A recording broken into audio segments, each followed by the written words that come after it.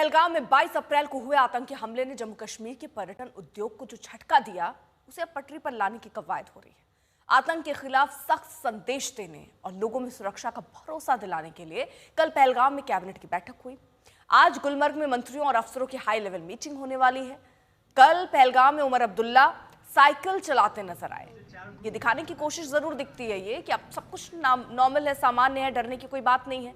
पूर्व सीएम और national conference के अध्यक्ष फारूक अब्दुल्ला ने लोगों से यहां तक अपील कर दी है कि कश्मीर आए लोग। सब यहां उनका इंतजार कर रहे हैं। भोलेनाथ को भी उनका इंतजार है क्योंकि अमरनाथ यात्रा की शुरुआत होनी है।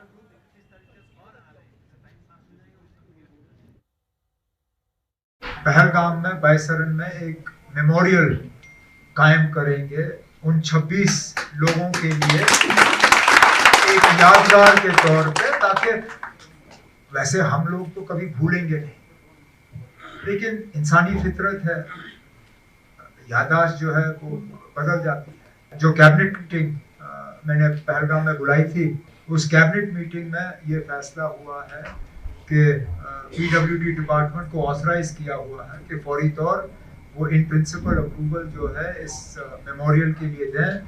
हम अब इसके लिए कुछ लोगों से अब सजेशंस मांगेंगे कि किस तरह का होना चाहिए, ताकि एक शानदार लेकिन बड़ा टेस्टफुल एक वहाँ मेमोरियल उन 26 लोगों के लिए बने, एक हमेशा के लिए यादगार के तौर पे। वो मैं आपके साथ शेयर करना चाहता हूँ। अब आज तक के सवाल पर उमर अब्दुल्ला ने क्या कहा, आपको सुनवाते हैं। उमर साहब, क्या बायसरा रोड में लोकल पॉलिटिक्स ने जो है रोडे अटका है, जिसकी वजह से आज तक रोड नहीं बन पाया है? जाहिर सी बात है, अगर रोड होता तो शायद इतनी कैजुअलिटियां नहीं होती। फिलहाल अभी तक मैंने इस तरह की सियासी बातें नहीं सुनी। जंगल में है, जंगल में अगर हम सड़क बनाना शुरू करते तो शायद आप में से कुछ लोग कहते कि ना देखो जी ये पेड़ काट रहे हैं, तो हम हर तरफ से मार खाते हैं। जब हम सड़क बनाना शुरू करते हैं आप लोग पेड़ काट रहे हो, पेड़ काट रहे हो।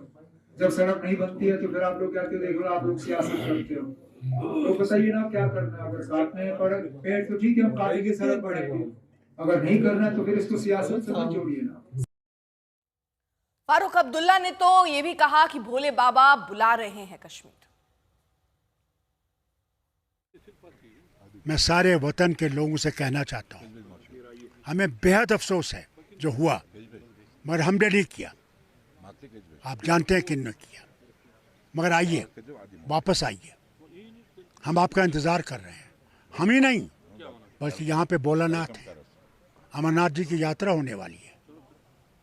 ज़्यादा से ज़्यादा आइए, हर तरफ से आइए कि अपने घर जब जाएंगे आप उनको बताएंगे कि उसने कितनी खूबसूरती दी है और किस तरह लोग यहाँ उनका इंतज़ार कर रहे हैं। मीर फरीद हमारे साथ, हमारे सहयोगी इस वक्त जुड़ चुके हैं। जरा बताइए कि लगातार बैठकों का दौर चल रहा है, क्या स्ट्रेटजी, क्या रणनीति बनाई जा रही है?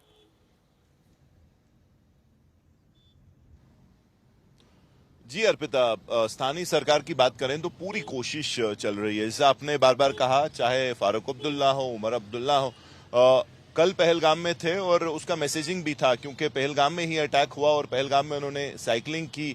वो जो देश के अलग अलग हिस्सों से जो पर्यटन व्यवसाय से जुड़ी एसोसिएशंस हैं, चाहे ट्रैवल एजेंट हो या फिर अलग अलग तरीके से जो कश्मीर की तरफ टूरिज्म लाते थे, टूरिस्ट को यहाँ तक लाते थे, उनसे बात की और उनको जो है ये कॉन्फिडेंस देने की कोशिश की कि अब कश्मीर जो है बेहतर है।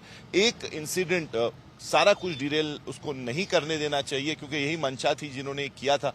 तो पूरी कोशिश तो जरूर कर रहे हैं, लेकिन दूसरी तरफ ये पहलू भी है अर्पिता कि अभी भी तकरीबन 48 जो पर्यटन स्थल हैं, गार्डन पार्क हैं, बंद हैं। यानी कि कहीं ना कहीं तालमेल नहीं है केंद्र सरकार और स्थानीय जो इलेक्टेड गवर्नमेंट है, क्योंकि केंद्र सरकार जो सूत्रा में कह रहे हैं कि पूरा फोकस अमरनाथ यात्रा सिक्योरिटी पे है, और जब तक वो पूरी तरह आश्वस्त नहीं होते कि यहाँ की जो सुरक्षा की स्थिति है पूरी तरह कंट्रोल में है, कोई खतरा नहीं है पर्यटकों को, तो उसके बाद ही जो है ये फैसला लिया जाएगा और केंद्र की तरफ से मैसेज जाएगी। फिलहाल सारा फोकस अमरनाथ यात्रा पे, लेकिन तब भी उमर अब्दुल्ला, स्थानीय सरकार पूरी कोशिश कर रही है कि कश्मीर जो है पर्यटक वापस आए और कश्मीर फिर एक बार जिस तरीके से जो नॉर्मलसी थी वो बने, और जो पर्यटन व्यवसाय जो सफर हुआ है उनका जो है और नुकसान ना हो और लोग जो हैं दोबारा कश्मीर की तरफ आए। जी, बहुत बहुत शुक्रिया आपका।